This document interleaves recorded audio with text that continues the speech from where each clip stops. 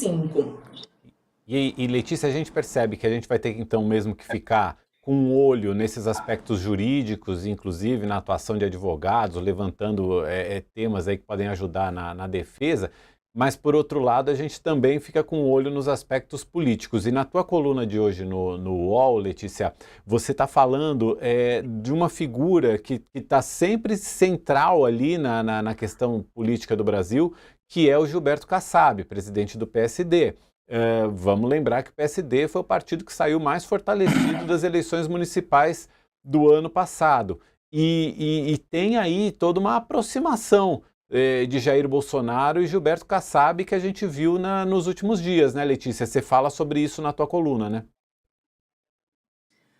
Pois eu e a Carolina Nogueira, a gente estava acompanhando essa semana, as últimas semanas aqui no Congresso, e chamou muito a nossa atenção o fato dessa disputa que teve numa comissão específica da Câmara, que é a Comissão de Minas e Energia. Por que isso chamou a atenção? Porque o PL, que é o partido do Valdemar Costa Neto, que é o partido do Jair Bolsonaro, e é o maior partido da Câmara, tinha a prerrogativa de indicar a presidência, justamente porque eles têm o maior número de deputados. Pois bem, só que o PSD, do Gilberto Kassab, também estava na disputa. O PSD tem o ministro de Minas e Energia, que é o Alexandre Silveira, que é um ministro super forte no governo Lula. Então, essa batalha entre os dois partidos, que são dois partidos grandes, importantes, como você acabou de colocar, a questão do PSD, eles estavam ali disputando e tal, e aí chegou na segunda-feira, e o PL dizia que não ia abrir mão, e o PSD batalhando por isso. E chegou na segunda-feira, o PSD pegou a cadeira, que era de interesse do ministro de Minas e Energia. E a gente, ao longo dessas semanas, escutando as histórias, mas por quê? O que aconteceu? Tal. Isso tudo remete, como você colocou, para a fala do Jair Bolsonaro no domingo, quando ele falou lá no carro de som, em Copacabana, eu encontrei com o Kassab, a gente conversou sobre anistia e tal. No fim das contas, para resumir essa história, foi a negociação, que sempre, assim, a gente tem que colocar que sempre tem negociação, postura, acordo político pelas comissões ou por qualquer outra coisa dentro do Congresso. Pois essa negociação entre os dois partidos considerou a conversa do Gilberto Kassab com o Jair Bolsonaro, que foi lá no começo de fevereiro, se eu não me engano, em São Paulo, em que o Jair pediu o apoio do Kassab para ter votos para o projeto de anistia na Câmara. O Jair e o Kassab, eles são desafetos, como a gente pode chamar. Ao longo dos últimos anos, eles sempre foram... eles não se gostavam ao longo dos últimos anos. A gente, inclusive, quando você conversava com um, conversava com outro, percebia essa falta de carinho, falta de consideração entre eles. Pois bem, eles tiveram essa conversa, o Jair anunciou que tinha chegado a um acordo ali com o Kassab. O que é esse acordo? O Kassab falou para ele, segundo a gente apurou, olha, eu não vou interferir nos votos da bancada, mas sim tem uma parte do PSD que apoia o projeto de anistia. Não vou entrar nessa briga. Um outro ingrediente dessa história, por que o Kassab coloca que não vai entrar nessa briga? Porque lá no ano passado, quando teve toda a costura para a eleição da presidência da Câmara, que hoje é o Hugo Mota, que levou a cadeira, o Kassab tinha um nome, que era o Antônio Brito, e o PT decidiu não ficar com o Antônio Brito. O PT e o Lula decidiram não ficar com o Antônio Brito porque o Hugo Mota já estava muito forte. E eles fecharam, o partido e o presidente fecharam acordo com o Hugo Mota. Dentro desse acordo, tinha uma promessa do Hugo de que a cadeira iria para o PSD e tal. Só que aí chegou aos 45 do segundo tempo, o PL era um partido maior, começou essa batalha lá. O Kassab tem uma mágoa, segundo os deputados do PSD dizem, que ele tem ainda uma mágoa com o Lula em relação a essa disputa da presidência da Câmara. Então, assim, tá bom, não apoiou meu partido? Também se virem aí, porque eu também não vou ficar comprando todas as suas batalhas. Então, ele se acertou com o Jair Bolsonaro, nessa questão da anistia, tem essa questão da mágoa com o Lula, e essa conversa do Kassab com o Jair, que, no fim das contas, resultou nesse anúncio, podemos chamar assim, como o Jair colocou no final de semana passado. Os deputados ouviram aquilo e na segunda-feira mudou completamente o tom que estava vindo, que o PL falava, não, a gente vai estar lá, a gente vai estar lutando, a gente quer essa cadeira na comissão. Baixaram o tom, mudaram o tom, abriram mão e o PSD, o Alexandre Silveira, conseguiram ficar com essa cadeira e vão comandar agora essa comissão. O que é importante para uma comissão na Câmara ou no Senado? A comissão tem o poder de pauta, pode decidir, a presidência da comissão, né? Pode decidir encaminhar a abertura de uma CPI, por exemplo, pode decidir convocar um ministro para prestar esclarecimentos.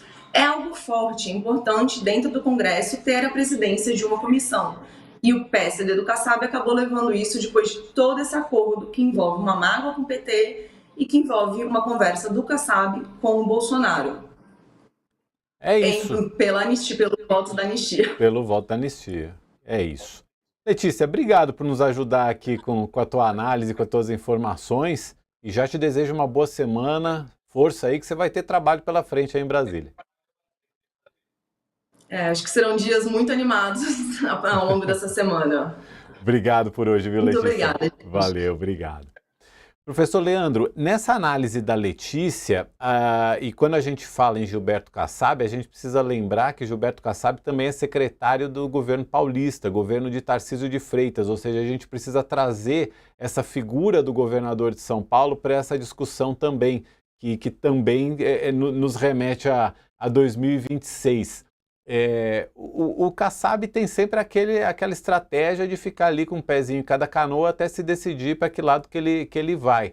Ele atualmente está com pés aí em várias canoas, inclusive na canoa do Tarcísio, que pode ser um nome da direita, um nome ligado ao bolsonarismo para as eleições de 26, professor.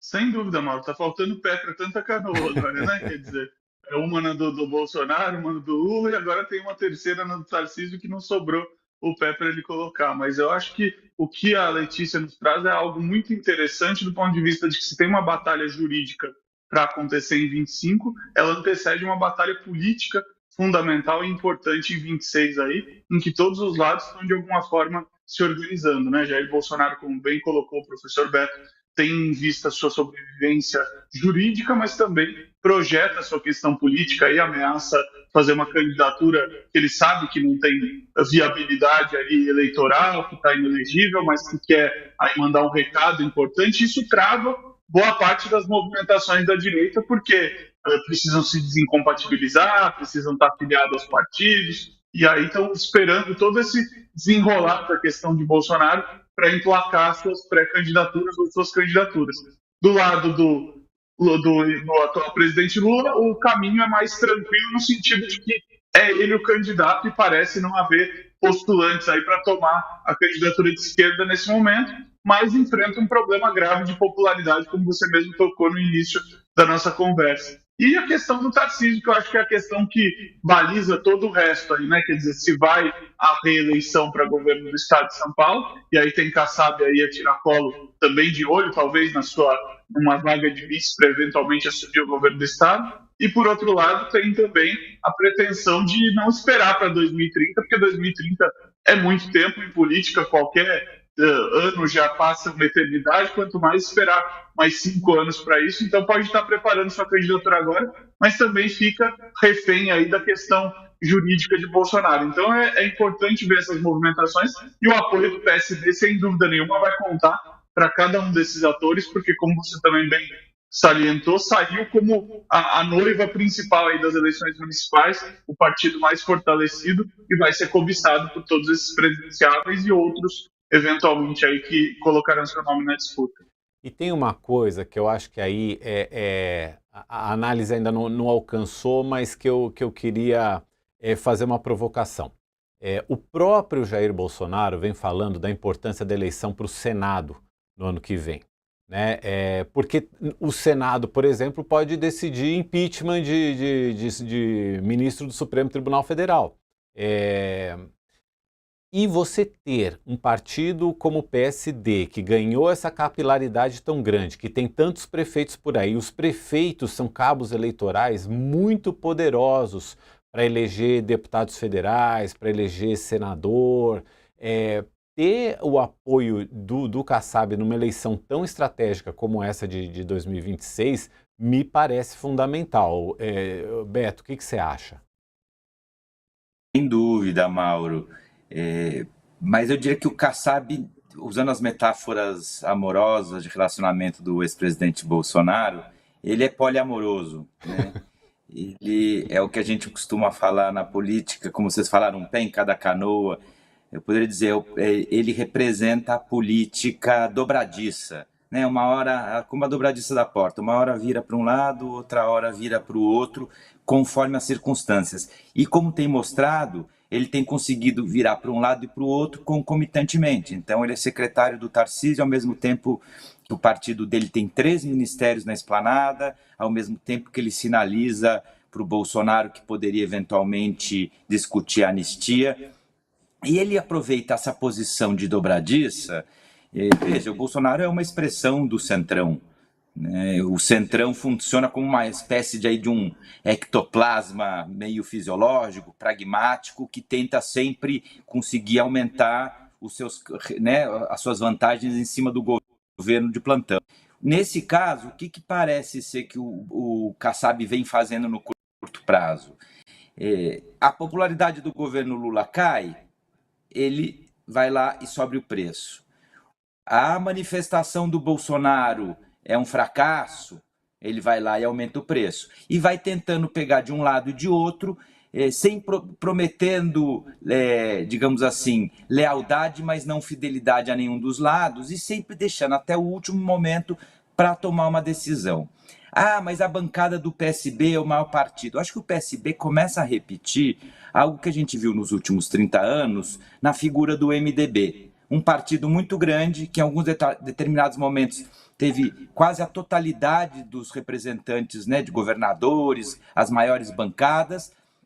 Porém, por ser um partido que a gente poderia dizer federativo, os barões em cada um dos estados têm muita autonomia.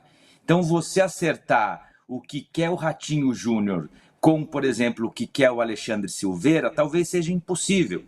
O Alexandre Silveira vai estar, independente da orientação do Kassab e do PSD, no barco do Lula em 2026, muito provavelmente. E o Ratinho pode ser um adversário.